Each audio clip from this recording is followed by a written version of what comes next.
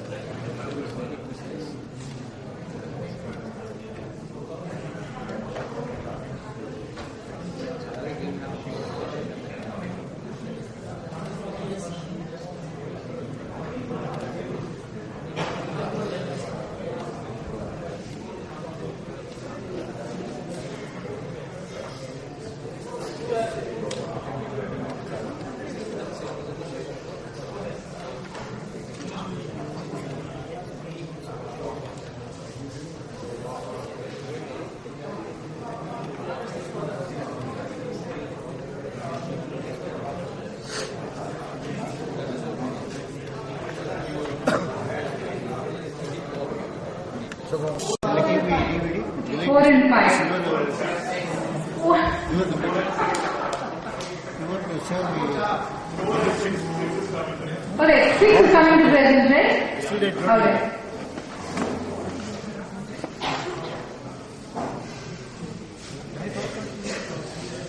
What you saying? This is your. What can you say?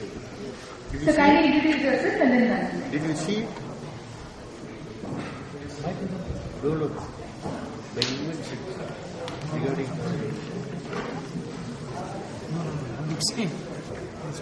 I am Ganesh from PHCL. I am representing team number 6. Our team was Energy Reduction Initiative in PHCL facility Program. implemented and in pipeline. So in our team we had a discussion on this topic, and we have come out with what are the initiatives that are being followed in PHCL towards this. At PHCL, recently a joint energy audit along with CII team has been completed, and an energy saving potential worth 213 lakhs per annum has been identified. 22 proposals have been listed, calling for an investment of roughly 193 lakhs.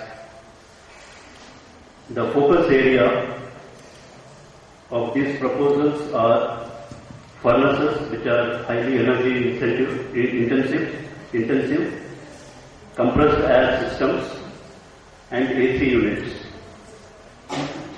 Apart from this, some more projects are taken up and are being progressed. There are roughly around 18 projects on energy saving, and the focus areas of these projects are changing over to variable frequency drives, introducing energy efficient lamps, and installing timers in the lighting systems, undertaking tool design modifications in hydraulic presses. So these are the 3 focus areas on which current projects are being implemented.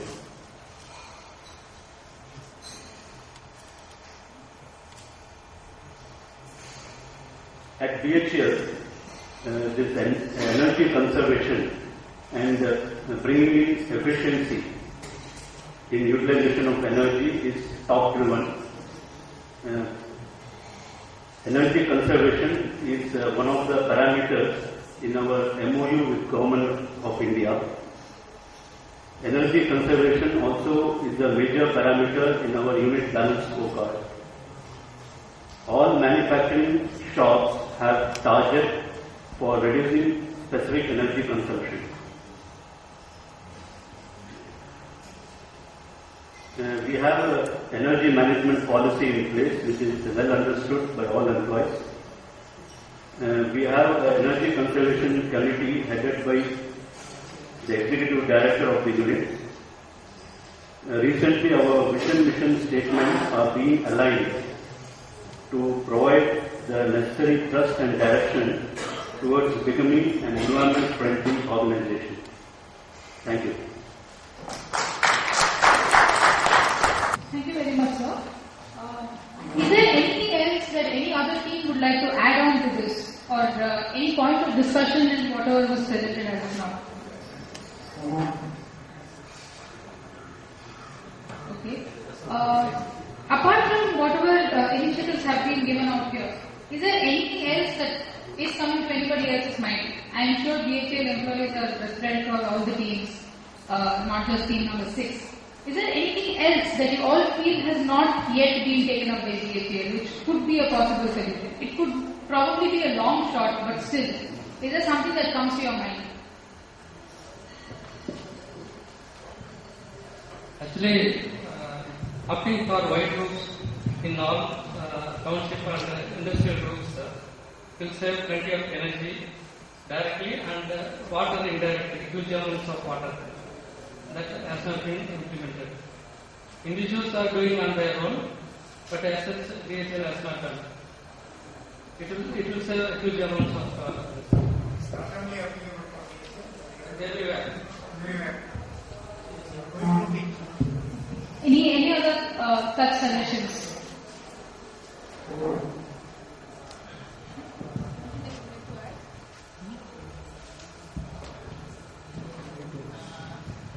I think very nice point. Daylighting. Obviously, yes. In fact, not only the white roof, now the diffusers have come in, which are low cost, and with the diffuser, they, in addition to the control system of the light, they give you equivalent light, if not more. And it is the light intensity is much more than the white sheets, etc. So, and they are very concentrated, just like bulbs. And I'm really fascinated to see those things. So, definitely very well suggestion. Second thing, I was just wondering few of the things that we have a huge amount of roof in whole of India, and typically the entire heat infiltration comes maximum to the roof. There is a very, whether we put it the hot water heaters or the solar PV, using for the solar PV installations, for which MNRE is actually supporting, can we integrate our roof to the solar PV roofs or solar water heaters? Or the distillation or water purification system. It is having multiple effects. Number one, immediately the load, building AC load or cooling load comes down drastically. Again, 60% of the heat infiltration comes to the roof. I think the Tata Motors in Pune is converting the entire roof to the solar roof, and they are getting the huge benefit from MNRE also. Converting every roof. Whatever the last inch of is available can be converted. This is one. And this reduces the air conditioning load. So the moment we talk about the HSBC, is directly related. Second, obviously the water issues over there. Third, have we done any study where we know that what is our minimum level, theoretical minimum level? Because is this energy conservation activity is a fishing exercise or it's a netting exercise? What is the approach to tug this? Do we have a limit thermodynamic analysis that this is my theoretical minimum, I am presently at this minimum, this level, and what is the losses we are occurring out of the losses which is controllable, which is non-controllable losses, and we work on the controllable losses and then work on this. So instead of getting a suggestion of what can be done in particular issues, can we have a complete structure of a health checkup like this? Instead of particular symptom-based checkup, can we have a whole body checkup system? So it's a very comprehensive energy management system where we actually do the process, thermodynamic analysis, and we do that. Yes, this is the theoretical minimum, this is the operational level, this is the losses where we are having, and let us optimize losses. Because energy is conserved, energy cannot be conserved. What we can do it, we can optimize the loss. We can minimize the losses there. So I think that is, I found it in the Europe, specifically in Sweden and co-housing like this. They are trying to following up because they are achieving the low-hanging fruit is already gone. So they are going for the more systematic energy management processes. So that's my personal experience. The approach is changing towards energy management. So that's the only comment I had.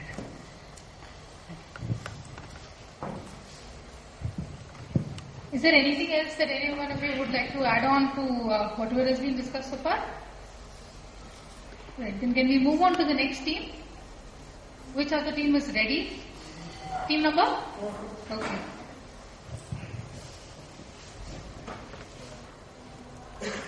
Good afternoon. I am Meera from BHEL and our topic is Renovation and Modernization of Power Plants, Economics versus Efficiency, Boon or Ban. For the past 2 days we have discussed that reducing the CO2 emission is a requirement of the day, and we have also seen that most of the CCS technologies, clean coal technologies, are still a long way to go. So one of the immediate things that we can do for reducing the CO2 emission will be to increase the efficiency of the existing power plants. That will reduce the amount of coal required for the same amount of power to be generated and thereby directly reducing the CO2 emissions. In India, there are around 30,000 megawatt of plants that require renovation and modernization. All these plants are operated for more than 1 lakh hours, and all the plants are operating at efficiency which was offered long back. Around 30% efficiency, all these plants are operating. So renovation and modernization of these plants will improve the efficiency of these plants to around 38%, which is being offered now, thereby directly reducing the CO2 emission and the operating cost. So the major advantages of renovation and modernization will be first, the increase in efficiency, the drastic change from 30 to 38, and there is a drastic reduction in the coal consumption, thereby reducing the CO2 emission. And one other advantage is like the cycle time required for renovation and modernization will be much lesser than what is compared to build a new power plant.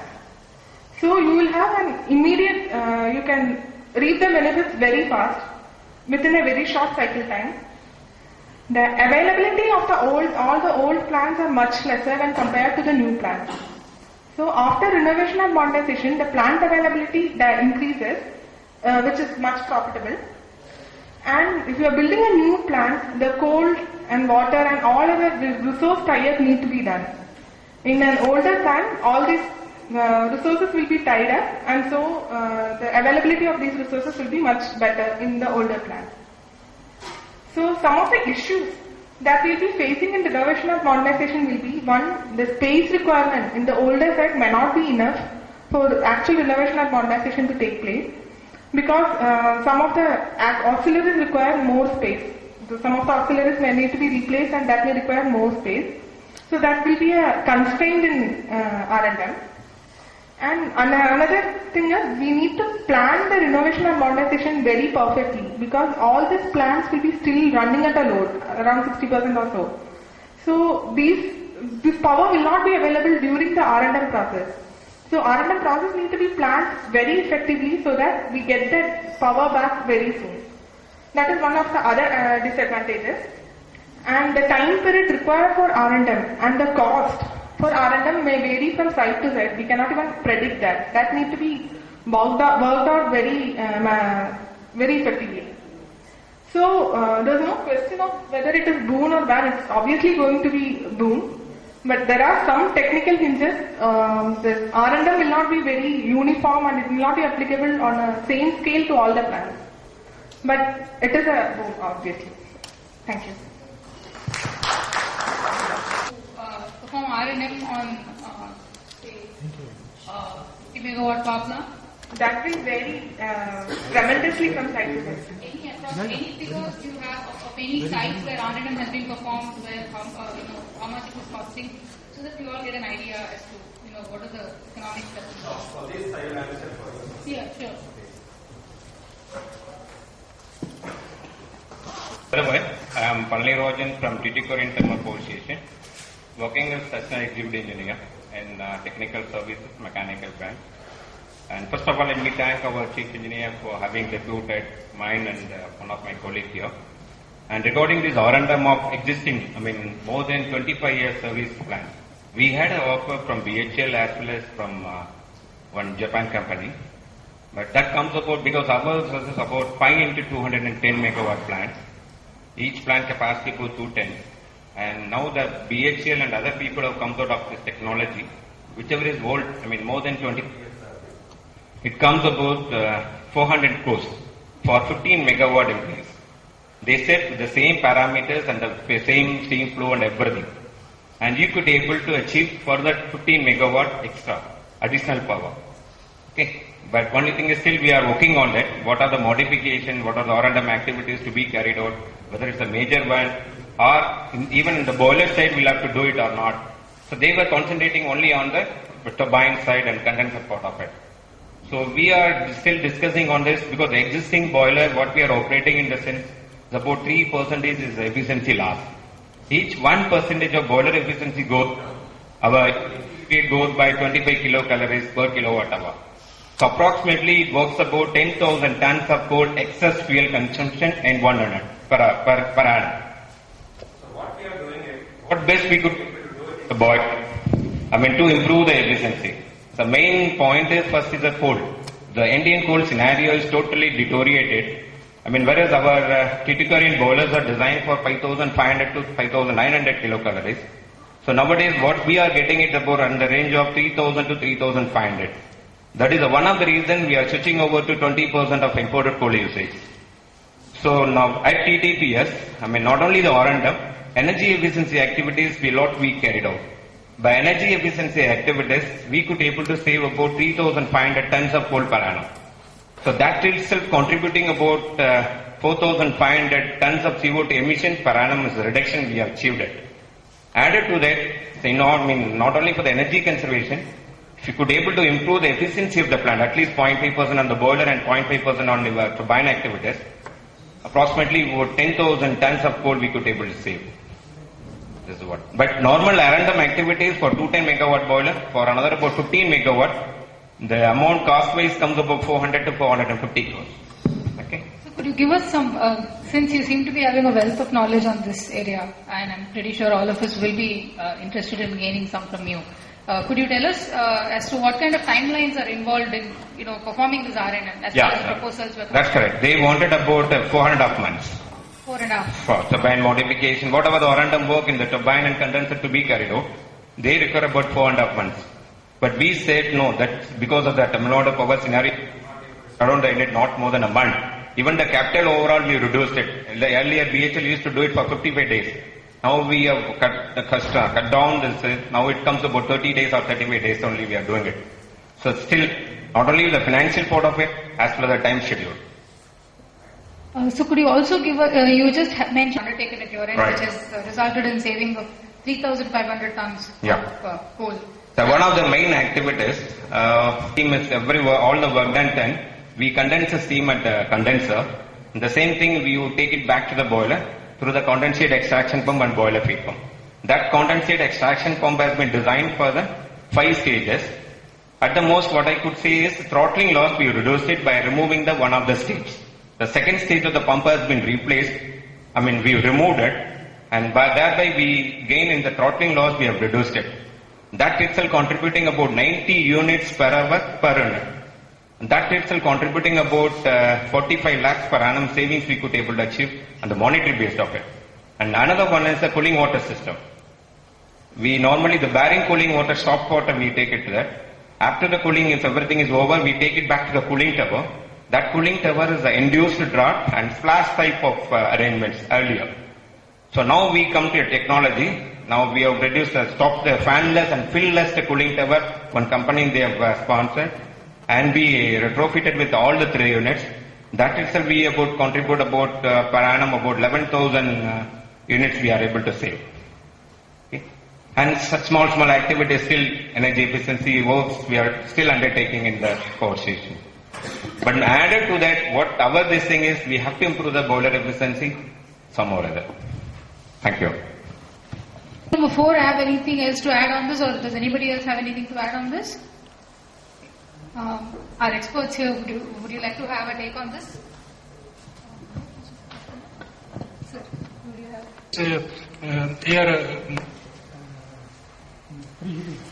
Arrangements. They are preheating.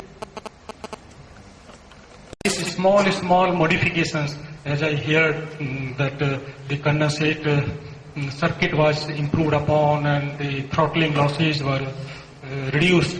These are the very common areas where a lot of things can be done, because when originally the plant was designed, or plants are designed originally, these things are not considered as a major driving force. And subsequently we found out, like it's a stage now, we can carry out this type of revamp or these type of modifications to improve upon the efficiency. I'm very, very sure, not only this what you mentioned, there will be many more opportunities where you can do a lot to improve upon these efficiencies. Thank you. Thank you, sir. Number 2. Everybody is ready. Now we'll go by order, letting one come up.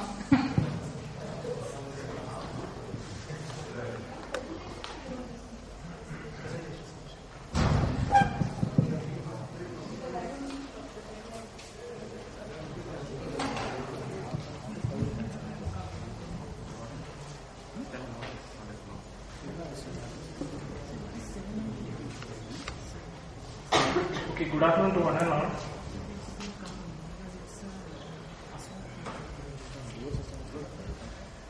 I hereby coming to Group 1 on the topic impact of climate change on BHL's operation on the basis of physical, regulatory and other risks. So our team comprises of... So when we talk about the physical impacts due to the climatic change, and here we are concerned more about the local area, and normally the factors which is really getting affected due to the climatic change is the surface temperature, as we are in the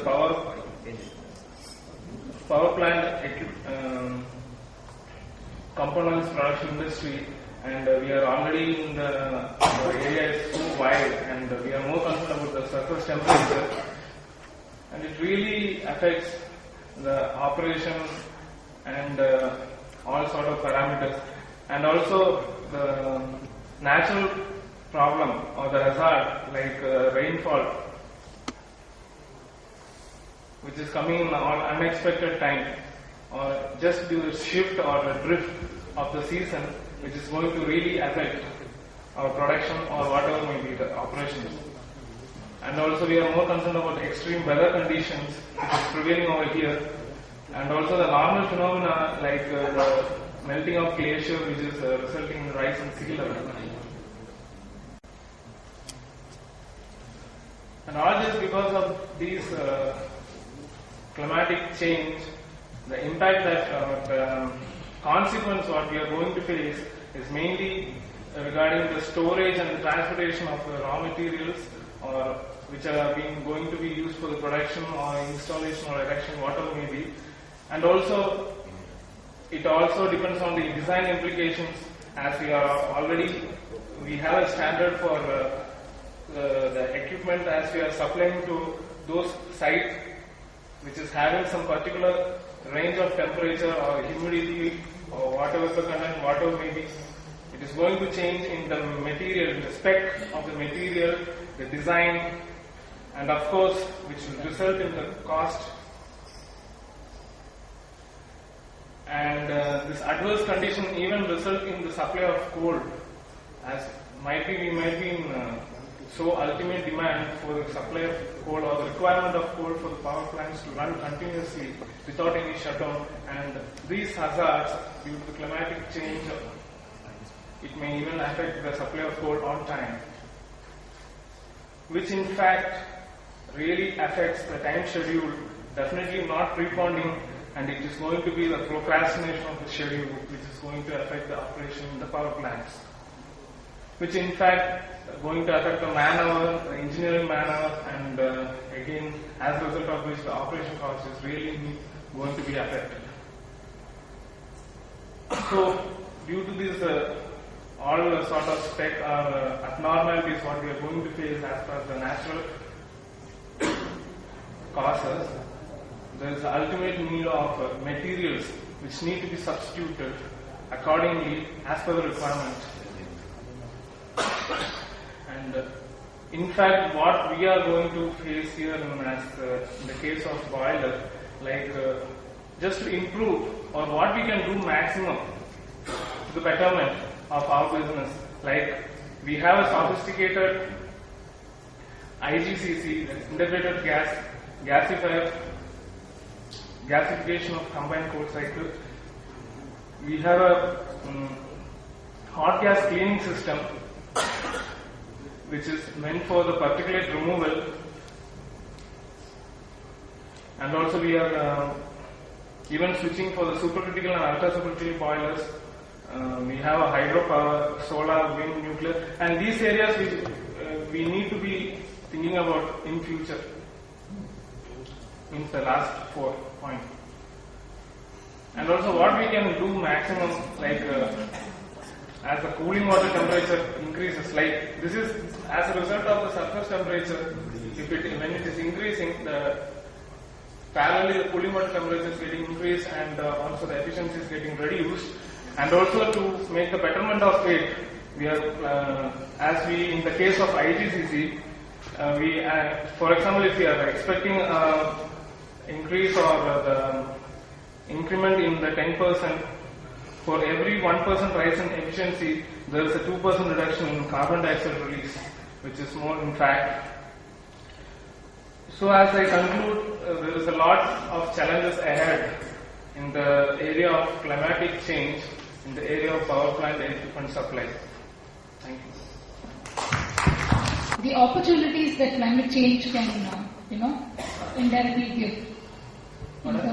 Any thoughts on, this question is open for everybody. Any thoughts on what kind of opportunities that a company can get or company can see because of climate change? Any of you can answer this question. We know that there are risks. They have been beautifully tabulated here. We know that there are several risks. We know this is 1, 2, 3, 4, 5. These are the problems that we are likely to face because of climate change in our business. Keeping these risks, is there any opportunity that any company, it could be BHEL, it could be any company, do you see any opportunity from climate change?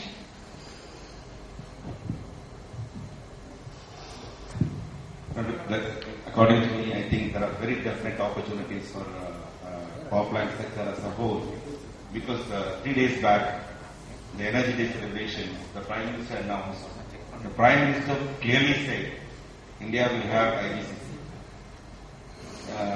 That would not have happened if it is not for climate change.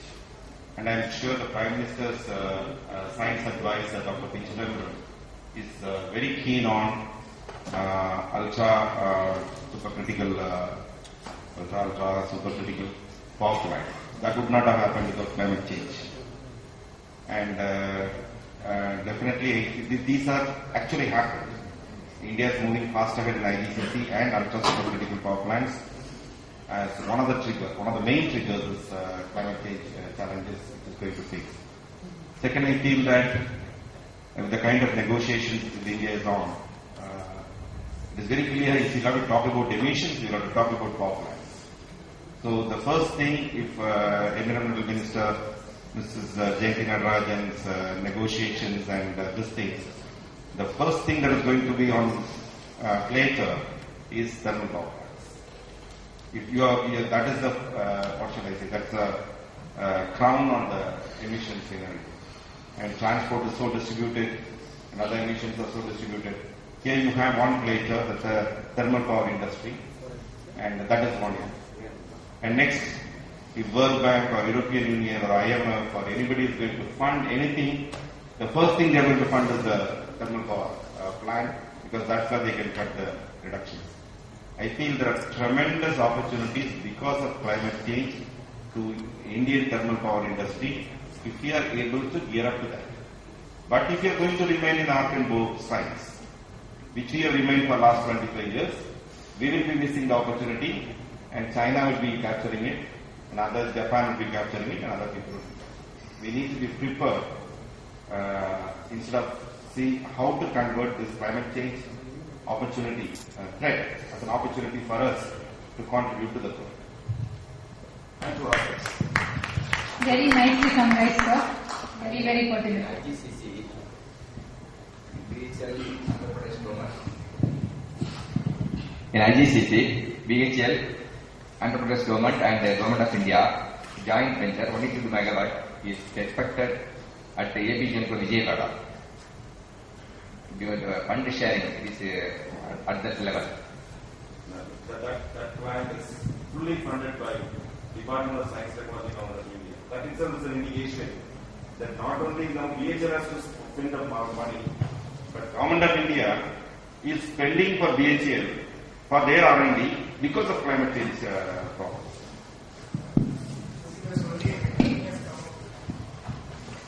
Now BHL only is spending. That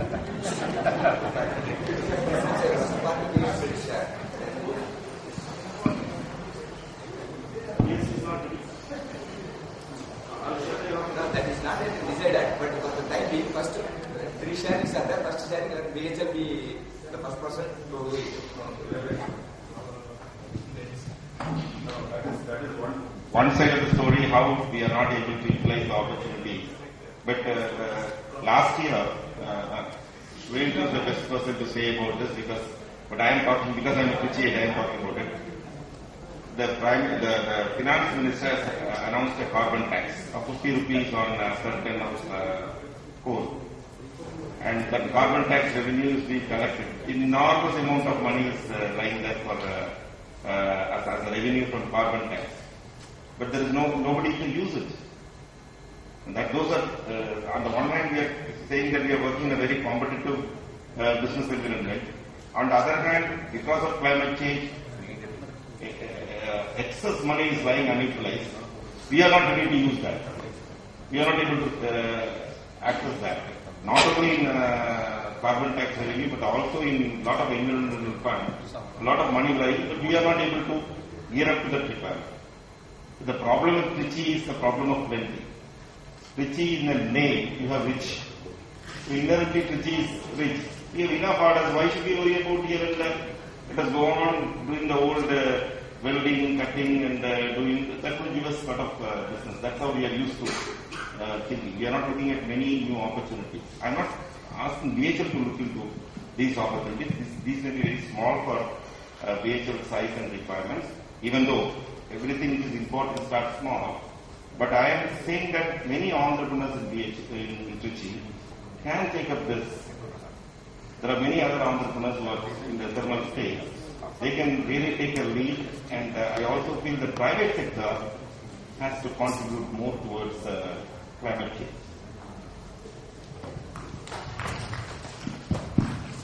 Thank you, sir.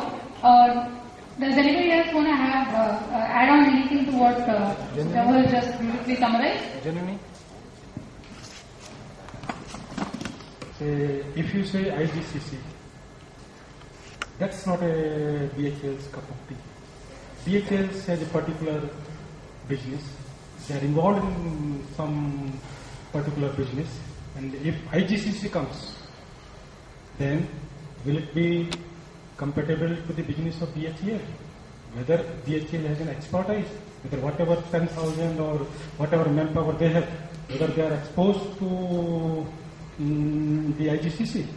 If IGCC comes, and IGCC is the ultimate winner, I am really afraid the manpower, the huge manpower which BHL is having, what they will do. Whether they are going to be working on IGCC. IGCC is not only a gasifier, it has a number of other technologies, and it will be very, very hard for BHL to beat the experience of other organizations who have on this particular area. I am talking about the air suppression unit, I am talking about this the syngas reactors, and then SIFT reactors, then acid gas removal. Its gasifier is only one small part. If I am BHEL, I would prefer that whatever is our expertise, whatever we have, our wealth of knowledge, whatever experience we gain, we need to work in the same direction so that our experience can be utilized in a better way.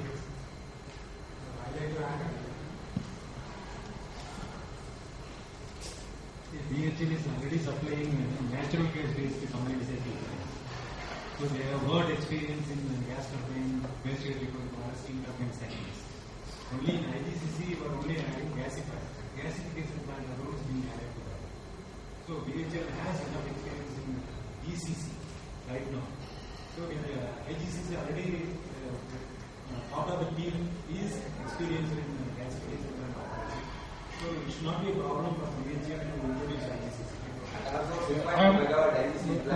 Please correct me. You are talking again on gasifier. Gasifier I am including, but apart from the gasifier, when we go to the IGCC. That's what I am saying. Natural gas-based combined cycle plant is being supplied by BHEL.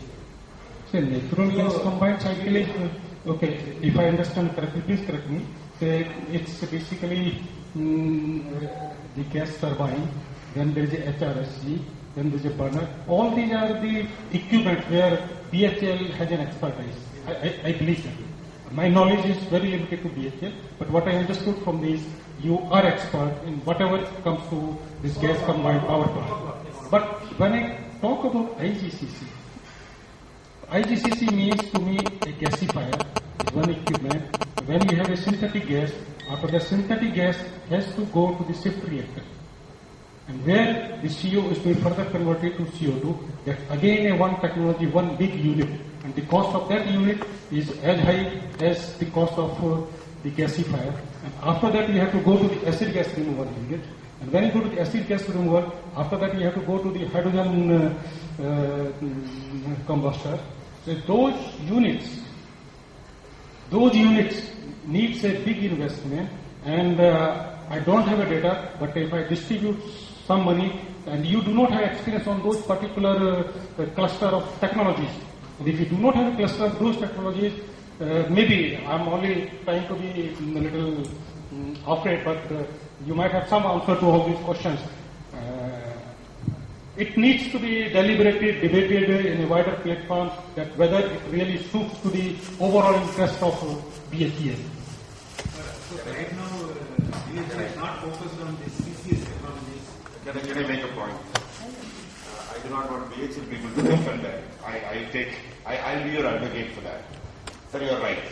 As of now, if you define core competencies in this way, yes, BHEL is a manufacturing plant. BHEL is a specialist, a Navratna, in a manufacturing plant, not in supercritical range, but in this. But I'll tell you, BHEL, more than a manufacturing organization, their real core competency is they are a knowledge organization. In the sense that, in spite of all the hectic challenges of meeting 10,000 crores, 15,000 crores turnover, they have also silently, not very silently, they have also made an alliance with Apengova for solar power plants. In which area BHEL as of now is not a big player. BHEL has already connections with Alstom. They are partners. So it's a question of Gandhi, Nehru, even Mr. P. Chidambaram, all of them learned abroad and they came and served India. So BHEL knows how to learn from others and to serve the country. It's a question of how do you strike alliances and how do you prepare your team. There are a lot of youngsters here. I think all of them are very capable of learning quickly and implementing this thing. So that readiness, BHEL has already demonstrated in a number of projects in solar, in their alliances with Alstom, long back of combustion engineering. So they know how to, but their real core competency is to how to manage the Indian core. And I think that nobody else can beat BHEL because the sheer amount of experience and databases they have with respect to core base. Be it any other player, when it comes to Indian core, BHEL has the same because of their richness. So that's a defining feature of the organization. And today I think learning happens much faster than what it used to happen in our days. And I think all these youngsters can very quickly sort of put up a different suit and ties and transform the world into a different place altogether. I want to add some personal thing, and I'm not batting for BHL, but I personally a bit involved in this IGCC aspect, not again from aspect. I had while I was interacting with Mr. Puri and Mr. Ravi Kumar, it was initially planned in Oraria, not in Epigenco. It was with NTPC, with the equal funding, so I was interacting with Chandra and Kumar to get a carbon project. So that I really, and that time we put the same question over there, how it is fitting into BHEL shoes, and the philosophy or view we got it there, that GE is becoming a predominant player, but obviously GE alone is limited and cannot serve the whole and huge Indian market. So BHEL wanted to gear up their capacity, and I think it's a thought in the management that they need to move on. They need to develop their capacity on the other sectors, and I think that's why the first the test bed of 6 megawatt I think over here, which is you are doing the test bed, and their ramp up was supposed to be 120 megawatt, which has to be around 400 plus megawatt in Epigenco now. 192. But it was somewhere between the design, I saw it is 400 megawatt calculation.